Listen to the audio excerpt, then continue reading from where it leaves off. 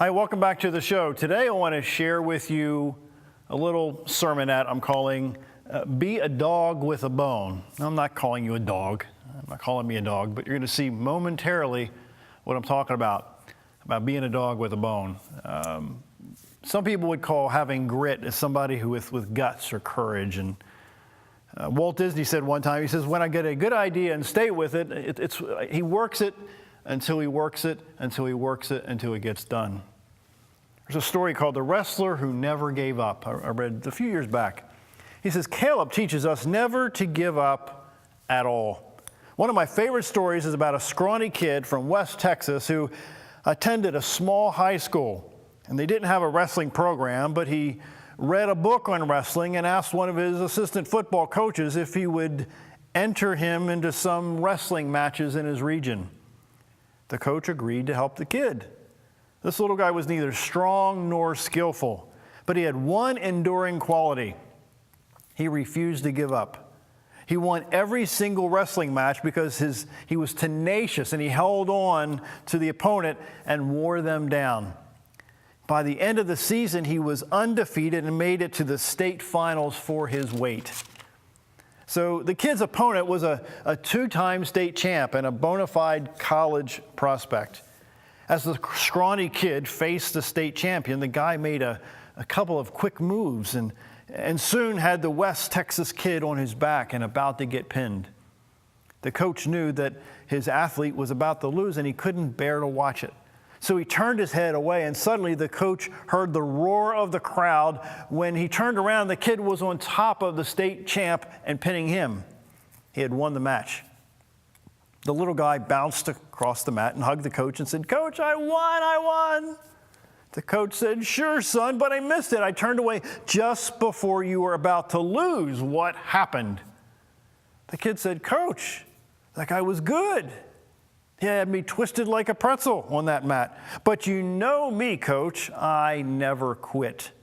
I refused to give up. So I opened my eyes, and there in front of my face was a big toe. I don't even know if it's against the rules or not, but I bit into that big toe with all my strength. And Coach, it's amazing what you can do when you bite your own toe. Yikes. Wonder how many of us have chosen, before we even get ourselves on the mat, before we even place ourselves in a situation, that we will give up before we even start fighting, before the battle even starts. If you're ever tempted to give up, and sometimes you have to remember the story about this little guy. He did something stupid. He bit his own toe, but he won the match. I wonder how many times you and I have been so close to giving up and wanting to throw in the towel, so to speak, and wanted to not continue down the path to get what you really wanted to do. And before you even get into the ring, you see, there's no way I can overcome this person. Grit in psychology is a very powerful emotion. One author says that it's an individual's passion for a particular long-term goal that's coupled with objective, which is coupled with a big why. I learned this not that long ago, just a few years back, how important a why is to have in your life. In fact, several of us need multiple whys in our lives to keep moving. This person wrote, this perseverance of effort promotes the overcoming of obstacles or challenges that lie within a gritty individual's path to accomplishment and serve the driving forces in their life. Yeah, it's kind of wordy, but I think oftentimes that you and I forget that we're in control more times than we think we're in control. I think sometimes we look at outside forces, we look at situations in our lives, and all of us have situations in our lives, all of us have struggles in our life, and we fail to realize that most people who get through circumstances, they push through the circumstances despite the struggles at the moment. Is that easy? No, I'll be the first to tell you that there have been hundreds of times when I've quit mentally. I mean, hundreds of times. I think you can probably relate that sometimes you've come to the edge of your sanity, if you will, because life has thrown you such a curveball that you don't think you can take another step forward. Sometimes we have to have perseverance. We have to be hardy. We have to be resilient. We have to have ambition in the middle of our stuff. And you know how hard it is to maintain ambition when you're in the middle of stuff. You're going through difficulties. You've got baggage that you're holding on to from yesterday and last week and 5 years ago and 20 years ago. And it oftentimes distracts you from you moving forward and doing the things that you need to do in your life. Sometimes you and I need to cut those strings, cut those ropes, cut those chains that are holding you and I back from opportunities that are facing us head on. In the Bible, in 1 Corinthians 15, it says we need to be steadfast. We need to be immovable, it says, always abounding in the work of the Lord, knowing that your labor is not in vain. How many times haven't you been working on a project for so long, I mean, years and years and years, that you can't see any benefit from it, or you can't see if it's really doing any good? Let me just digress for just a minute or two. It's really important for you and I to study ways that what we're trying to do for other people can impact other people. That is, in fact, there's a great author by the name of Seth Godin, and Seth talks about how we can be a linchpin in people's lives. We can be the determining factor of people around us by not only what we say, but what we do around them. And sometimes when you're going through your own difficulty, the last thing you want to think about is other people, because you're hurting on the inside. I mean, you're bleeding on the inside, right? You're mentally exhausted. But you have to remember that there are people watching you and, frankly, watching your example. And oftentimes that's easy to forget. Another way to say this text in 1 Corinthians, it says, with all this going for us, my dear friends, stand your ground. It says, don't hold back. Throw yourselves into the work of your master, confident that nothing you do for him is a waste of time or effort. Now, in the Old Testament, for those who don't know, there's an Old Testament that talks about, several thousand years ago. And there's a New Testament. Well, in the Old Testament, there's a story in Genesis chapter 26 about how there was a famine in the land. There was no water. So it didn't rain a whole lot back then. And this famine got to be a very difficult time. So this guy named Isaac was challenged to go find wells. He and his team was challenged to find wells. And the enemies of the region kept filling in the wells that they dug to have water for their families and water for their animals and other things. So they kept filling these wells. So Isaac was not one to make a lot of waves, so he would just go out and dig another well. He would just keep digging wells, even though that people come behind him and keep filling them up. So I think sometimes you and I have people, in fact, I know that you and I have people in our lives where you're trying to do good things, and these people, it's not too many most of the time, but there are a few people in your life that try to stop you from doing what you're doing for the benefit of not only yourself, but frankly of other people too. And then you have these people who don't know that they don't know. They come up with all these excuses why you can't do it. Have you ever met people in your life that instead of encouraging you to do the extraordinary, they give you a list of things why you can't do what you're trying to do? Maybe you need to pick new friends. Maybe you need to think about the people in your life that maybe you don't need those kinds of people in your life. So in this same story, it says Isaac built an altar there after the people stopped, finally they stopped filling in his wells, and he was very thankful for that because eventually they got it, that he kept digging his wells until the people got it, that they weren't going to stop him from digging those wells. Now, resilience is really what I'm talking about here on this show, about being a dog with a bone. Have you ever given a bone to a dog and trying to take that bone back? It's not too easy to take that, especially it has some steak on it, or some meat on it. It's not very easy to get the bone away from that dog. New York Times author Peggy McCall wrote, "Have you ever witnessed a dog with a bone? No matter how hard you try to wrench it out of that pooch's mouth, she won't let go. As a matter of fact, the more you attempt to take the bone away, the deeper the dog will sink her teeth in. That is sheer," intentional pun, "dogged determination. a quality that is absolutely required if you want to achieve any goal, no matter how large or how small that is, regardless of the size of the bone. The late Maurice Richard was a dog with a bone when it came to pursuing his dream of playing hockey. It was very clear that that's what he wanted to do early on in his life, even though he incurred a large number of injuries at a young age. While he was ultimately accepted to play with the Montreal Canadiens, very early in his career he was labeled as a frail player. He was also challenged by a lack of support from those around him, except for his devoted wife. Maurice's passion for the sport really took him past 3 decades and three obstacles in this time frame. However, it led him to a record-breaking career within a few decades. He had a bone and he wouldn't let go of the bone.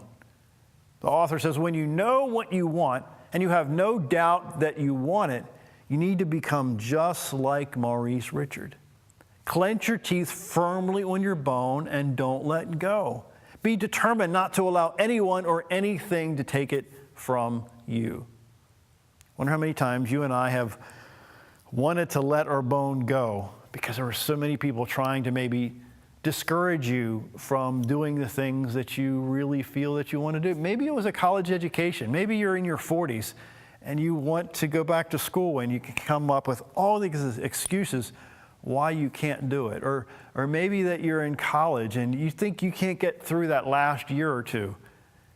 Maybe you have people around you that say, you think you're all that and you think you're better than us, when in fact maybe you're just hungrier than them. Maybe your why is bigger than everybody around you, that you're going to pay the price no matter what it takes to achieve the goals that you have. Most people in the world, most people on the planet, at least let me just put it this way, most people in your own backyard are not willing to pay the price that you might be willing to pay the price to accomplish what you're trying to accomplish. It's a hefty price tag to be successful.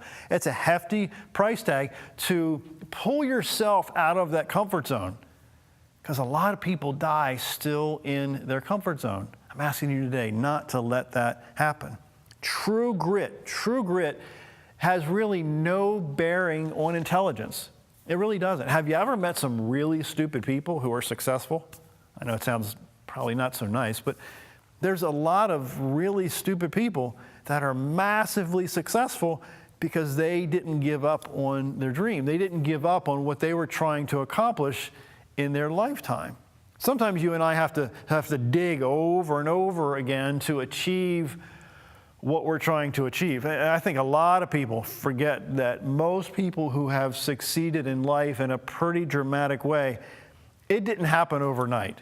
They fell on their face at least dozens of times, some people hundreds of times, some people a couple thousand times, but they knew that eventually they would reach the goal that they're attempting to reach because they got back up again. You know how hard it is to get back up again when you've been kicked in your teeth over and over again?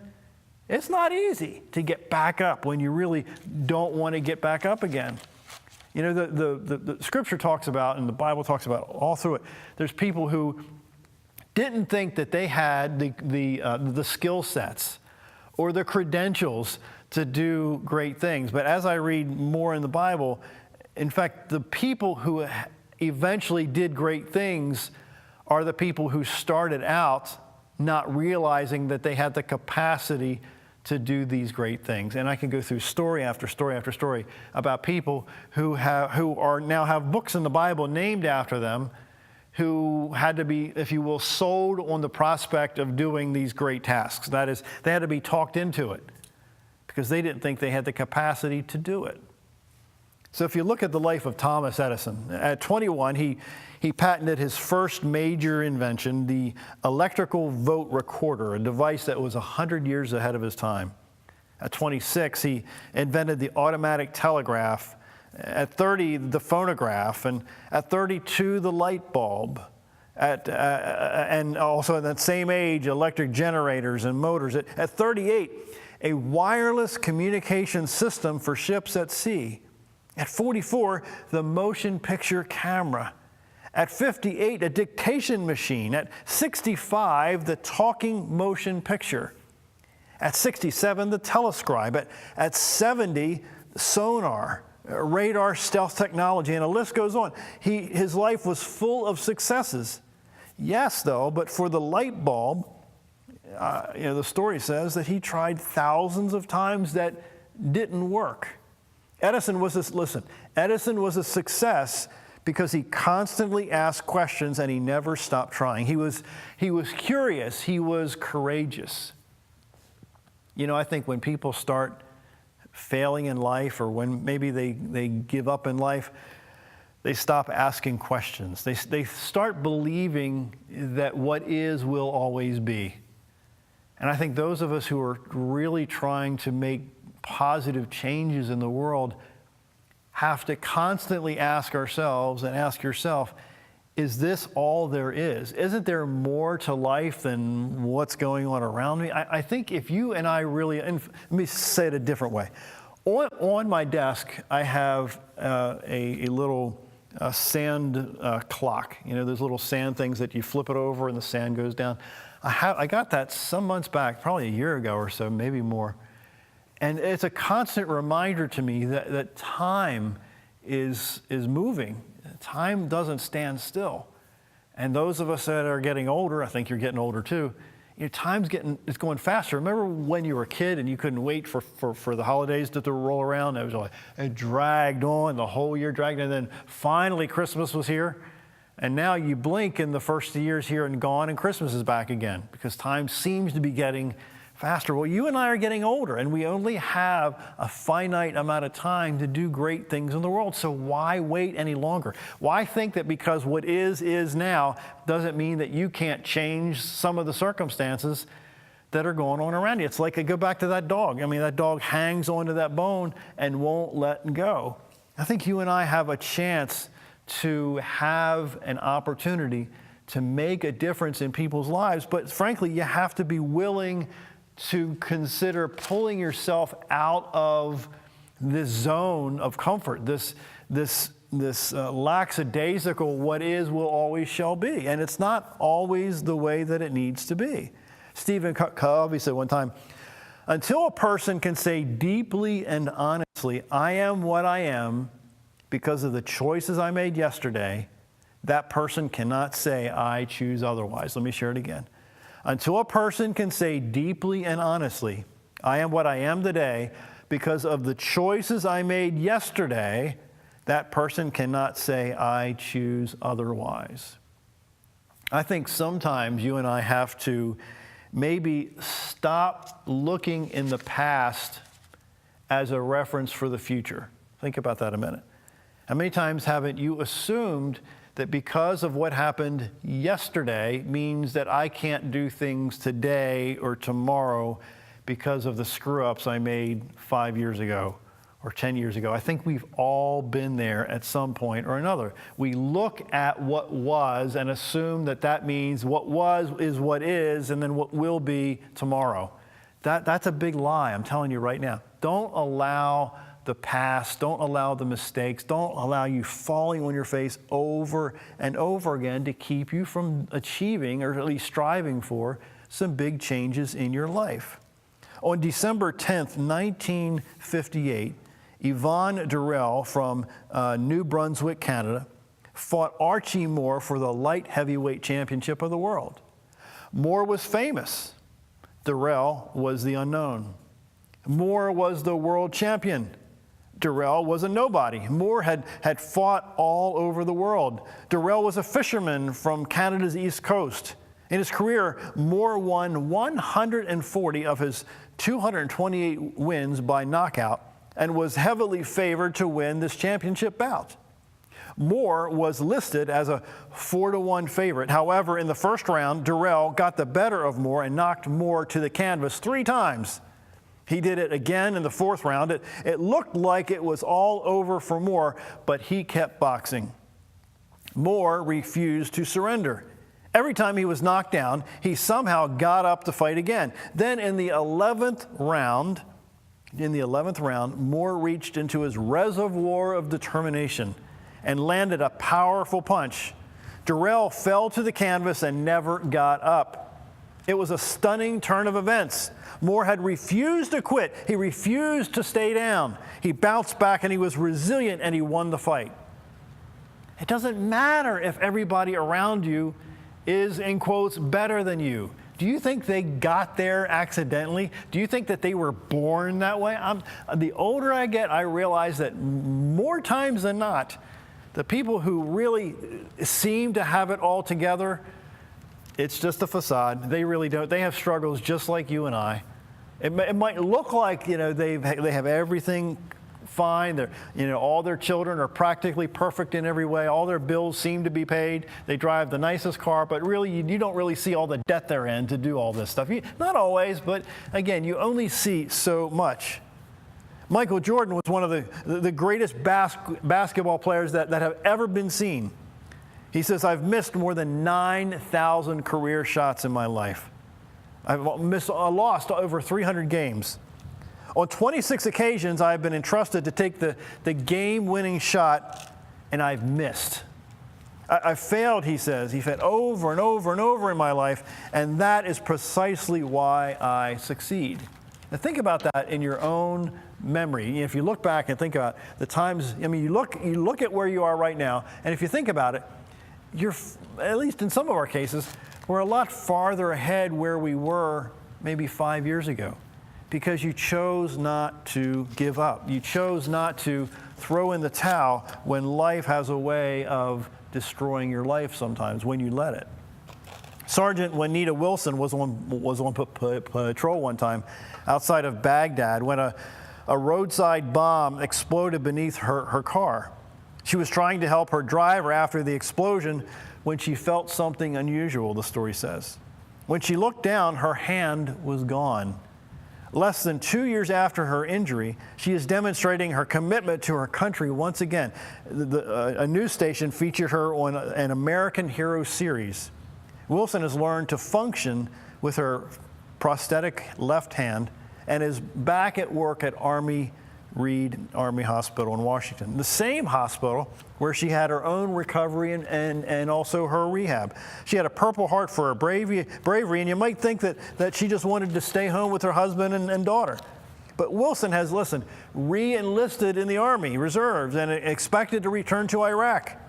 She told the interviewer, quote, many may say that I've sacrificed quite a bit. I don't really look at it this way, she said. I don't think I've sacrificed enough. I don't think that you can sacrifice enough for the freedoms of America, she said. I'm a soldier. I love what I do. She says, I love what I do.